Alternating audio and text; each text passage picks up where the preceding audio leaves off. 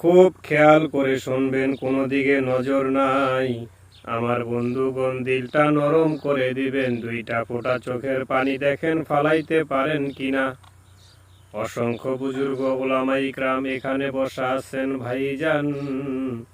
আল্লাহ রাব্বুল আলামিন ডাক দিয়ে বলছেন, নবী গো, আপনি তামান পৃথিবীর মানুষজনদেরকে জানিয়ে দেন, নবীজি, এই পৃথিবীর মানব সমাজের কাছে অসংখ্য মানবতার পথ আছে। সেই পথ অধিকাংশ পথ বাঁকা পথ। বাজান, সে পথ বাঁকা পথ হওয়ার কারণ হইল এই পথের আবিষ্কারক মানুষ।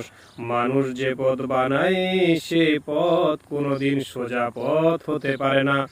কোরআনুল কারীম সম্পর্কে আলোচনা, তাই কোরআন সম্বন্ধে কথা বলা দরকার আছে কি নাই?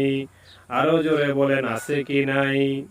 তাই আমি সব সময় একটি কথা বলি, এ বাণী সকলের নয়, শুধু মুমিনের, যারাই চলবে মেনে ফল পাবে কোরআনে।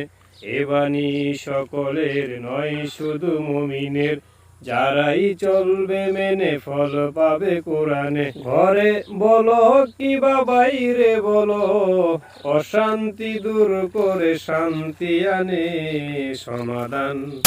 সমাধান চাও যদি জীবনে, মরণে ফিরে যাও, খুঁজে নাও, চোখ রাখো কোরআনে।